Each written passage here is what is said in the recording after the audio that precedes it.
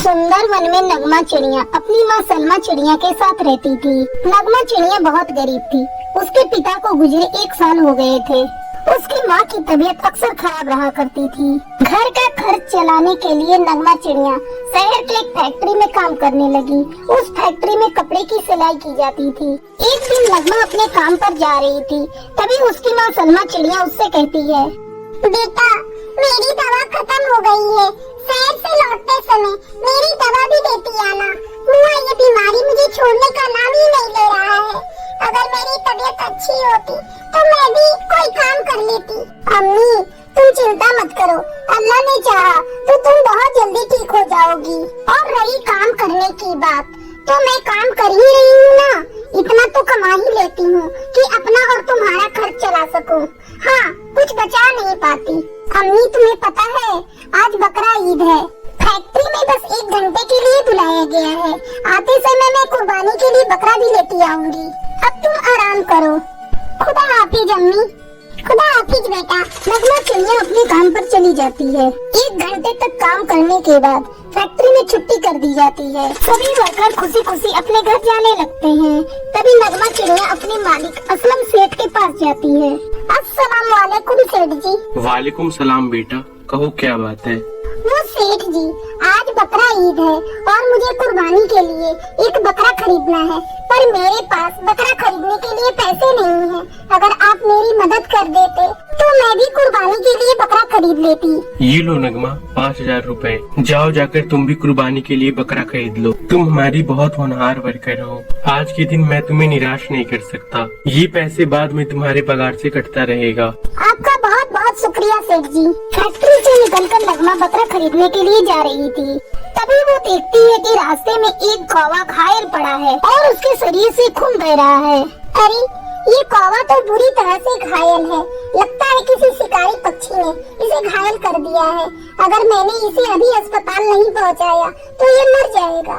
लेकिन क्या करूं, मुझे कुर्बानी के लिए बकरा भी खरीदना है। देर हो जाएगी। अल्लाह मुझे माफ करना, पहले मुझे इस कौवे की जान बचानी होगी। ऐसा सोचकर नगमा चिड़िया उस कौवे को पास वाले अस्पताल में पहुंचाती है। तुरंत डॉक्टर आफरीन घायल कौवे का इलाज शुरू कर देती है। तभी नर्स आकर बताती है, इनके शरीर में बहुत गहरे जख्म हैं, ऑपरेशन करना होगा।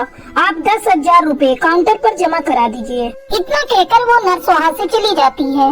मेरे पास तो बस 5,000 रुपए हैं, बाकी का 5,000 रुपए मैं कहाँ से लाऊं? तभी वो नर्स फिर से आती है और घायल कौवे का पर्स नगमा चिड़िया को देती है। नगमा पर्स खोलकर देखती है, उसमें बहुत सारे रुपए थे। या अल्लाह तेरा लाख लाख शुक्र है, अब इस घायल पक्षी की जान बच जाएगी। वो तुरंत 10,000 रुपए काउंटर पर जमा कर देती है। अरे सेठ जी आप और यहाँ? हाँ नगमा, यहाँ मेरा बेटा सलमान कौवा भर्ती है। वो घायल कौवा सेठ असलम का बेटा था। सेठ जी मुझे पता नहीं था कि ये आपके बेटे हैं। मैं तो बकरा खरीदने के लिए बाजार जा रही थी, तभी मुझे ये रास्ते में घायल मिले और मैंने पहले इन्हें अस्पताल में भर्ती कराना जरूरी समझा। नगमा मैं तुम्हारा शुक्रिया किस तरह से अदा करूं? आज तुम्हारी वजह से मेरे बेटे की जान बची है। ये लो 10,000 रुपए, इसे तुम्हें लौटाने की कोई जरूरत नहीं है। जाकर धूमधाम से बकरीद मनाओ। फिर नगमा चिड़िया बाजार जाती है और एक बकरा खरीदती है। तभी उसे अपनी माँ की दवा की याद आती है। वो दवा लेती है और खुशी खुशी अपने घर आ जाती है। घर आकर नगमा चिड़िया सारी बात अपनी माँ को बताती है। फिर दोनों माँ बेटी खुशी खुशी बकरीद मनाती हैं। बसंतपुर के जंगल में टुनटुनी चिड़िया अपने माँ बाप और अपनी छोटी बहन टूनी चिड़िया के साथ रहती थी। टुनटुनी अपनी छोटी बहन को बहुत प्यार करती थी। उसके माँ बाप किसान थे। जब वे खेत पर काम करने चले जाते थे तब टुनटुनी अपनी बहन की देखभाल करती थी। एक दिन जब टुनटुनी के माँ बाप खेत से घर वापस लौटे तो टुनटुनी अपनी माँ से कहती है, माँ दूध खत्म हो गया है और टूनी कब से रोए जा रही है। तुम मुझे पैसे दो, मैं पास वाली दुकान से जाकर दूध खरीद कर लाती हूँ। टुनटुनी अपनी माँ से पैसे लेकर जाने लगती है। तभी टूनी चिड़िया रोने लगती है। अरे टुनटुनी इसे भी अपनी साथ लेती जा, थोड़ी ये भी बाहर घूम लेगी। अच्छा माँ मैं टूनी को भी अपने साथ ले जाती हूँ। थोड़ी देर बाद जब टुनटुनी दूध लेकर लौटती है तो देखती है उसके मम्मी पापा को किसी ने जान से मार दिया है। दोनों खून से लथपथ पड़े थे। अपने माँ बाप की ये हालत देखकर टुनटुनी चिड़िया रोने लगती है। माँ, पिताजी, आपकी ये हालत किसने कर दी? उठो ना, ये देखो मैं टूनी के लिए दूध लेकर आ गई। उसके रोने की आवाज सुनकर मुनमुन कौवी वहाँ आती है। आंटी, देखो ना, मेरे मम्मी पापा को किसी ने बड़ी बेरहमी से मार दिया। आपने किसी को मेरे घर आते देखा था? नहीं टुनटुनी, मैंने किसी को तेरे घर आते नहीं देखा, लेकिन तू कहाँ थी? मैं टूनी के लिए दूध लेने गई थी आंटी। ये बहुत रो रही थी आंटी, इसलिए मैं इसको लेकर दूध लाने चली गई थी। और जब लौट कर आई तो मम्मी पापा को इस हाल में देखा। मत रो टुनटुनी, अगर तू इस तरह हिम्मत हारेगी तो तेरी बहन को कौन देखेगा? हम सब तेरे साथ है टुनटुनी, अगर किसी बात की जरूरत हो तो हमसे कहना। इस तरह कई दिन गुजर जाते हैं। घर में रखा सारा अनाज भी खत्म हो चुका था। खेत में लगी हुई फसल भी बिना देखभाल के सूख चुकी थी। एक दिन टुनटुनी अपने खेत पर जाती है और खेत में लगी हुई फसल सूखी देखकर रोने लगती है। क्या करूं? घर में अनाज का एक भी दाना नहीं है और माँ पिताजी ने जो फसल लगाया था वो भी सूख चुकी है। अब दोबारा से खेत में फसल उगाना होगा। टुनटुनी 2 दिनों तक लगातार खेत की सफाई करती है। चलो, अब खेत की सफाई हो गई, अब इसे बीज लाकर बिखेर देती हूँ।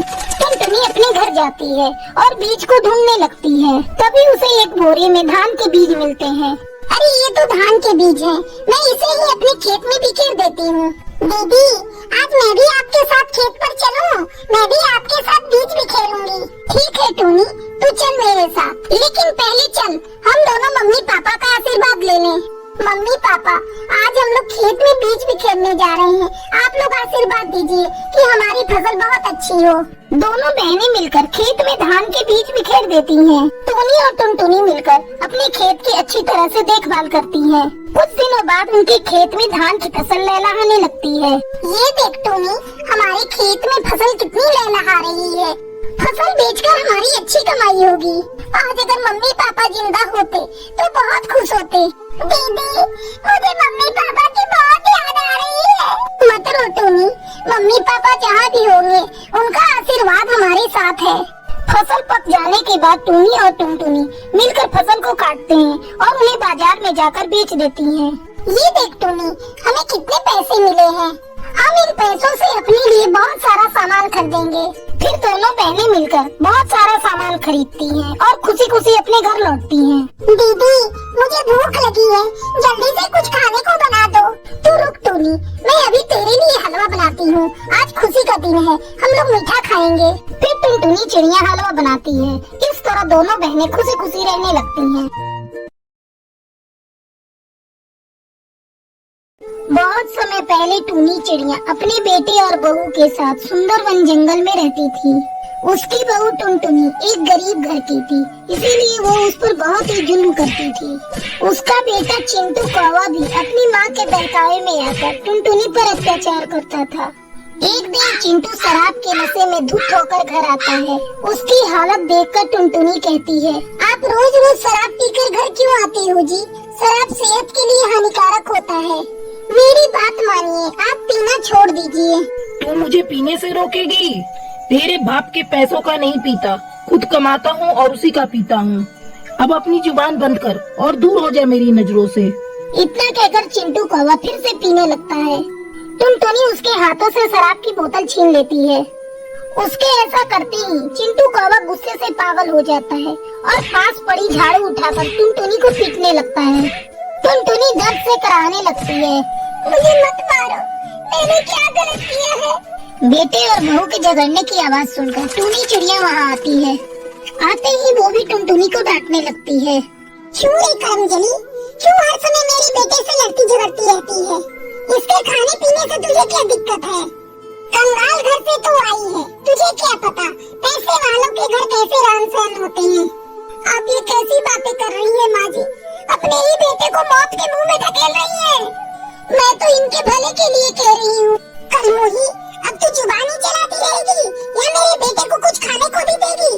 बेचारा दिन भर का थका हारा घर लौटा है, जा जाकर इसके लिए गर्मा गर्म भोजन तैयार कर। रोती हुई टुनटुनी खाना बनाने चली जाती है। कुछ दिन इसी तरह गुजर जाते हैं। एक दिन टुनटुनी एक अंडा देती है। अंडे को देखकर टुनटुनी बहुत खुश थी। हो सकता है चिंटू कौवा अब अपने बच्चे को देखकर सुधर जाए, लेकिन टुनटुनी की ये खुशी ज्यादा दिनों तक टिक नहीं सकी। एक दिन टुनटुनी अंडे से बच्चे के बाहर आने का इंतजार कर रही थी। तभी एक नन्ही चिड़िया उस अंडे से बाहर आती है। उसे देखकर टूनी चिड़िया चिल्लाने लगती है, अरे करमजली कुलच्छनी, बेटी पैदा करके तूने मेरे कुल का सत्यानाश कर दिया। अब मैं अपने नाते रिश्तेदार को क्या मुंह दिखाऊंगी? आने दे मेरे बेटे को, वही फैसला करेगा अब तू इस घर में रहेगी या नहीं। रात होने पर चिंटू कौवा घर आता है। तब टूनी नमक मिर्च लगाकर उसे भड़काने लगती है। देख ले बेटा, अब तुझे ही फैसला करना है, ये कुलच्छनी इस घर में रहेगी या नहीं। मैं तो कहती हूँ इसे अभी इस घर से बाहर निकाल दो, मैं तेरी दूसरी शादी करवा दूंगी। अपनी माँ की बात सुनकर चिंटू कौवा चिल्लाने लगता है, तू अभी और इसी वक्त अपनी बेटी को लेकर यहाँ से दफा हो जा, अब तेरी यहाँ कोई जगह नहीं। अपने पति के मुंह से ऐसी बातें सुनकर टुनटुनी चिड़िया जोर जोर से रोने लगती है। माँ जी, अपने बेटे को आप समझाती क्यों नहीं है? इतने